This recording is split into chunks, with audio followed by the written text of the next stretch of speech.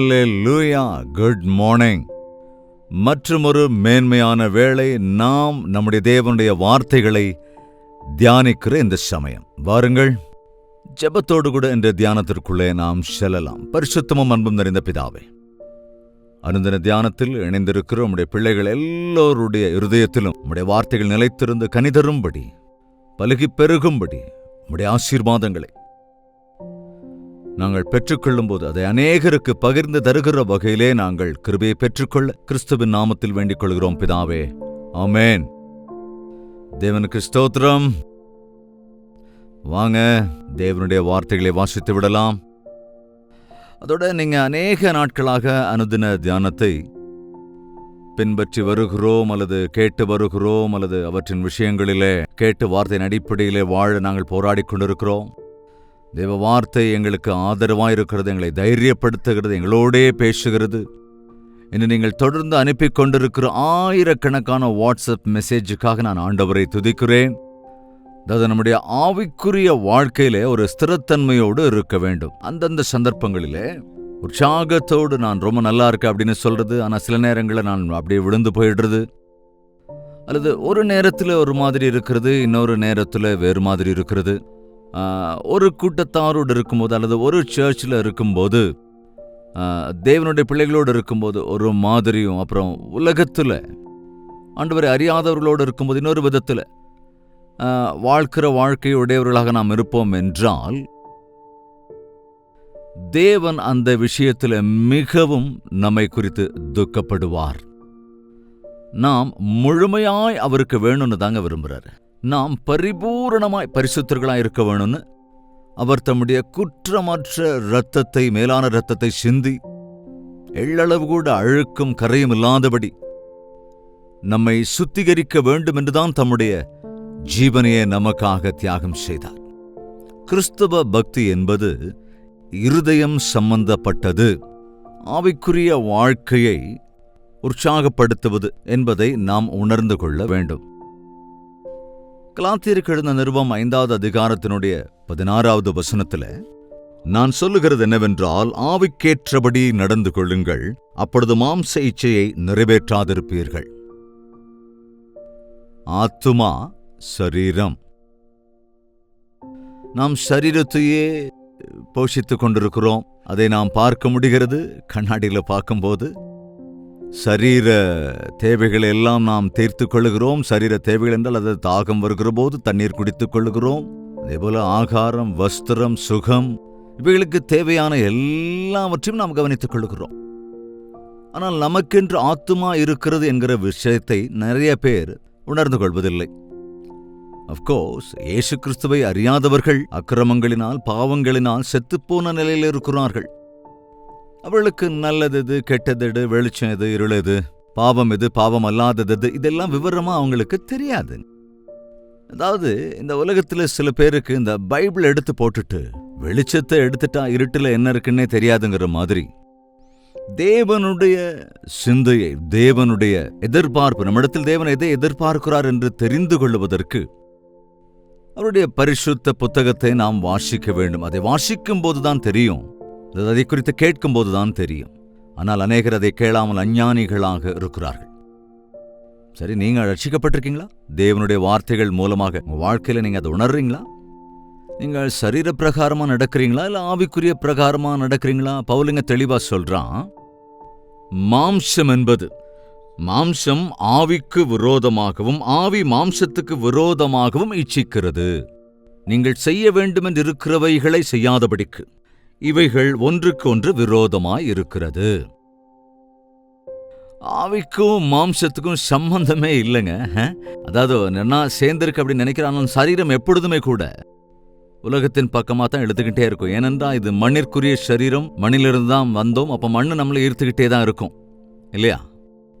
எனவே தான் சரீர காரியத்தினாலே இந்த உலகத்தில் நாம் ஈர்க்கப்பட்டு கொண்டே இருக்கிறோம், சரீர காரியங்களினால. ஆனால் ஆவியோ அது தேவனிடத்திலிருந்து வந்தது, தேவன் அருளினது. நாம் அக்கிரமங்களால், பாவங்களினால் செத்துப்போன நிலைமையில் இருந்தபோது ஆண்டவர் நம்மை மீட்டெடுத்தார். தம்முடைய இரத்தத்தினால் கிரயம் செலுத்தி நம்மை வாங்கிக் கொண்டார், தம்முடைய சொத்தாக்கிக் கொண்டார், நம்மை சுத்திகரித்து விட்டார். நாம் மறுபடியும் பிறந்தவர்களாக, ஆவிக்குரிய பிரகாரமாய் மறுபடியும் பிறந்தவர்களாக இருக்கின்றோம். ஆமாவா இல்லையாங்க? மறுபடியும் பிறக்க வேண்டும் என்று ஆண்டவர் சொன்னார் அல்லவா? ஒரு நடுராத்திரியில் நிக்கோதேமு என்ற ஒரு போதகன் ஆண்டவரிடத்தில் வந்து, நான் தேவனுடைய ராஜ்யத்தின் வாரிசாக வேண்டும் என்றால் என்ன செய்ய வேண்டும் என்று கேட்ட வேளையில என்ன சொன்னாருங்க ஆண்டவர்? ஒருவன் மறுபடியும் பிறவாவிட்டால் தேவனுடைய ராஜ்யத்திலே பிரவேசிக்க முடியாது என்றார். அது எப்படியா முடியும்? என் தாயார் இறந்து விட்டாரே, மறுபடியும் நான் எப்படி பிறக்க முடியும் அப்படின்னு கேட்டப்போ ஆண்டவர் அவனுக்கு பதில் சொன்னார். யோவான் எழுதின சுவிசேஷம் 3வது அதிகாரத்தில் ஒரு முறை வாசித்து விடலாம். நீங்க பைபிள் வாசிக்கிறீங்களா? என்னங்க, அட்லீஸ்ட் இந்த மாதிரி செய்தி கேட்கும்போதாவது பைபிளை கையில் வச்சுக்கோங்க. யோவான் 3:3 இயேசு அவனுக்கு பிரதியுத்தரமாக, ஒருவன் மறுபடியும் பிறவாவிட்டால் தேவனுடைய ராஜ்யத்தை காண மாட்டான் என்று மெய்யாகவே மெய்யாகவே உனக்கு சொல்லுகிறேன் என்றார். அதற்கு நிக்கோதேமு, ஒரு மனுஷன் முதிர் வயதாயிருக்கையில் எப்படி பிறப்பான்? அவன் தன் தாயின் கர்ப்பத்தில் 2ஆம் தரம் பிரவேசித்து பிறக்கக்கூடுமோ என்றான். இயேசு பிரதியுத்தரமாக, ஒருவன் ஜலத்தினாலும் ஆவியினாலும் பிறவாவிட்டால் தேவனுடைய ராஜ்யத்தில் பிரவேசிக்க மாட்டான் என்று மெய்யாகவே மெய்யாகவே உனக்கு சொல்லுகிறேன். மாம்சத்தினால் பிறப்பது மாம்சமாயிருக்கும், ஆவியினால் பிறப்பது ஆவியாயிருக்கும். கவனிங்க, மாம்சத்தினால் பிறப்பது மாம்சமாயிருக்கும், ஆவியினால் பிறப்பது ஆவியாயிருக்கும். ஒருவன் ஜலத்தினாலும் ஆவியினாலும் பிறக்க வேண்டும். இந்த மனிதனுடைய சரீரம் என்பது தாயின் கர்ப்பத்திலே தண்ணீரிலே வளர்ந்து பிறந்திருக்கிறோம். சரீர பிரகாரமாக இந்த உலகத்திலே தாயின் கர்ப்பத்திலே உருவாகி பிறந்து இந்த உலகத்திற்கு நாம் வந்திருக்கிறோம். நம்முடைய சரீரத்திற்கென்று பிறந்த நாள் ஒன்று உண்டு. அப்படின்னா எத்தனை பேருக்கு மறுபடியும் பிறந்த அனுபவம் இருக்கிறது? மறுபடியும் பிறத்தல் என்றால் ஆவிக்குரிய பிரகாரமாக மறுபடியும் பிறப்பது. நாம் சரீரத்தில் இருக்கிற போதும் கூட நமக்குள்ளே இருக்கிற ஆத்துமா, ஆவி என்பது தேவனுடைய ஆவியோடு கூட இணைந்திருக்கிற விதத்துல செத்துப்போன நிலையில் இருந்த நம்முடைய ஆவியை கிறிஸ்து நம்மில் பிழைக்க வைத்திருப்பதினாலே, அவருடைய இரத்தத்தினாலே நாம் சுத்திகரிக்கப்பட்டு மறுபடியும் பிறந்த அனுபவத்தை பெற்றுக்கொண்ட பிறகு, அதாவது ஆவிக்குரிய மறுபிறத்திலே பெற்றுக்கொண்ட பிறகு, இந்த ஆவிக்கும் சரீரத்திற்கும் எப்போதும் போட்டி இருந்துகிட்டே இருக்கும். ரெண்டும் ஒன்னா ஒரே நோக்கத்தோடு இருக்காது. சரீரம் உலகத்து பக்கம் எடுத்துக்கிட்டே இருக்கும், ஆவி தேவனை பட்சமாய் இருக்கும். தேவனையே நாடும், பரிசுத்தத்தை நாடும், ஜெபிக்க வேண்டும் என்கிற உள்ளம், வேதத்தை வாசிக்க வேண்டும் என்கிற எண்ணம், தேவனுக்கு பிரியமாயிருக்க வேண்டும் என்கிற ஆசை. அந்த ஆசை உங்களுக்கு இருக்காங்க. அது ஆத்மாவுக்குள் வருகிற ஆசை. சாப்பிடணும், குடிக்கணும், இந்த உலகத்தின் சம்பத்துக்கள் எல்லாத்தையும் நாம சம்பாதிச்சுக்கிட்டு ஜாலியான வாழ்க்கை வாழணும் அப்படின்னு உலக ஆசையோடு இருக்கிறீங்கன்னா உலகத்தின் பட்சமா இருக்கீங்க. அது உங்களை இழுக்குது. பொதுவா எந்த விஷயத்தில் அதிகமான நேரத்தை செலவழிக்கிறோமோ அந்த விஷயத்துல நம்மளுடைய ஈடுபாடு அதிகமா இருக்கும். ஒரு சின்ன கதை கூட சொல்றேன் பாருங்க. ஒரு வீட்டில் ஒரு கருப்பு நாய்க்குட்டி இருந்தது. பாப்பி அதாவது இருக்குல்ல, அந்த மாதிரி ஒரு கருப்பு நாய்க்குட்டியும் ஒரு வெள்ளை நாய்க்குட்டியும் இருந்தது.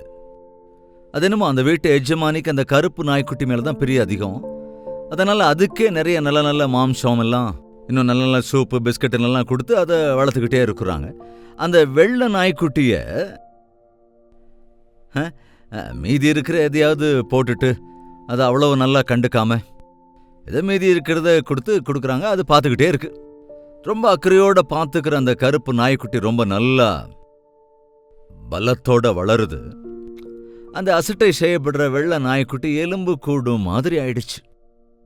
ஒரு நாள் அந்த ரெண்டும் கடிச்சுக்கிறதுக்கு ஆரம்பிக்குது. அப்ப எந்த நாய்க்குட்டி ஜெயிக்கும்? கருப்பு நாய்க்குட்டி தான் ஜெயிக்கும், சொல்ல வேண்டியதில்லை இல்லையா?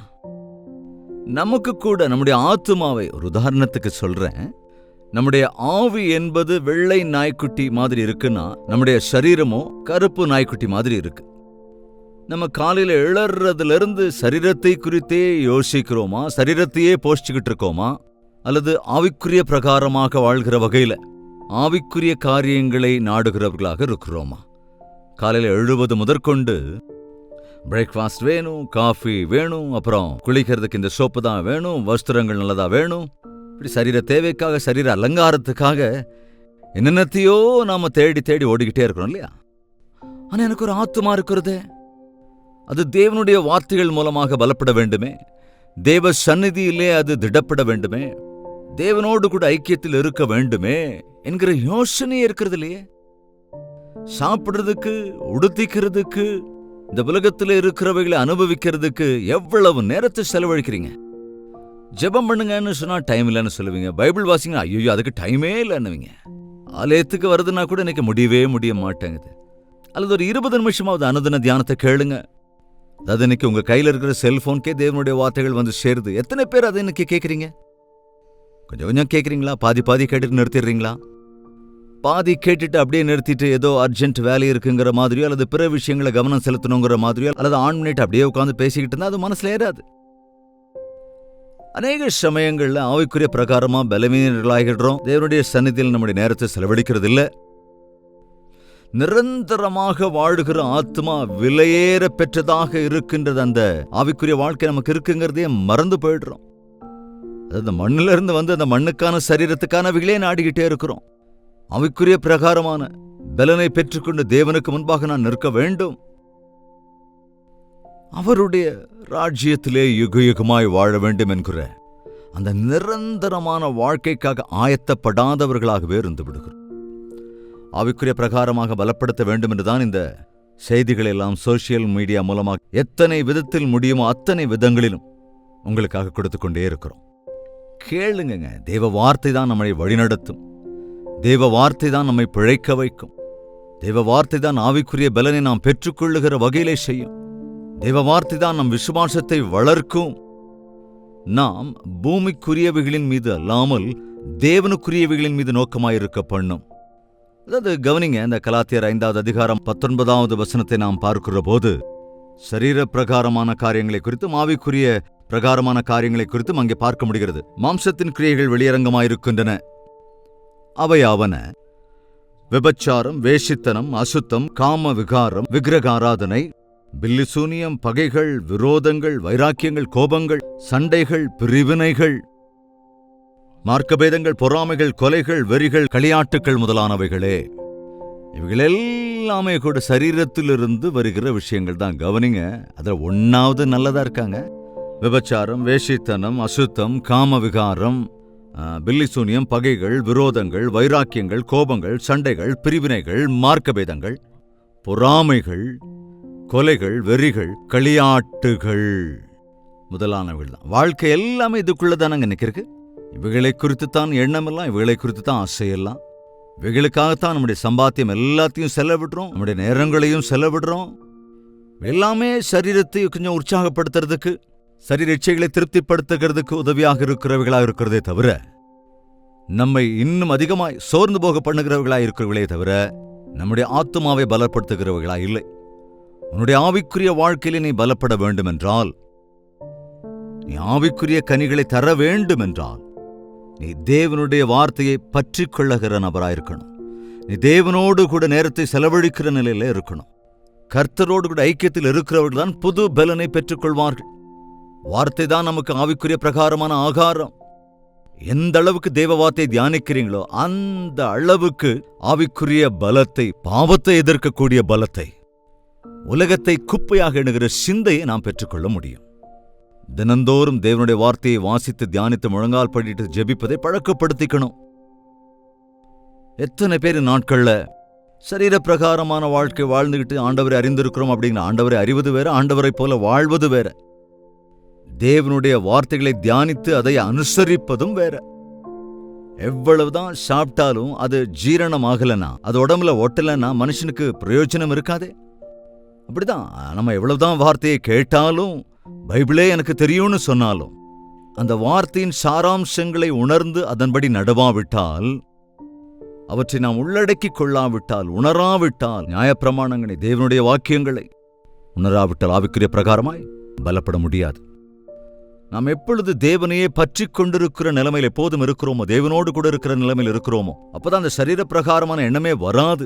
ஆவிக்குரிய பிரகாரமான அன்பு, சந்தோஷம், சமாதானம், நீடிய பொறுமை, தயவு, நற்குணம், விசுவாசம், சாந்தம், இச்சையடக்கம் என்ற இவைகள் எல்லாம் யோசிச்சு பாருங்க. நீங்க தான் சொல்லணும், உண்மையாகவே உங்களுக்குள் கிறிஸ்துவின் அன்பு இருக்கிறதா, உண்மையாகவே தேவனுடைய சந்தோஷம் இருக்கிறதா, உண்மையாகவே தேவனுடைய சமாதானம் இருக்கிறதா, உண்மையாக அவருக்குள் இருக்கின்றீர்களா, உங்களுக்கு உண்மையாகவே விசுவாசம் இருக்குதா, தேவன் என்று ஒருவர் இருக்கிறார், என் தேவைகள் எல்லாவற்றையும் அவர் சந்திப்பார்.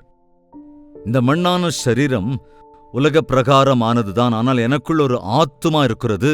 மண்ணானது தான் வந்த மண்ணிற்கே போய் சேரும், ஆனால் ஆவியோ ஆத்மாவோ தேவனை சார்ந்து கொள்ளும்.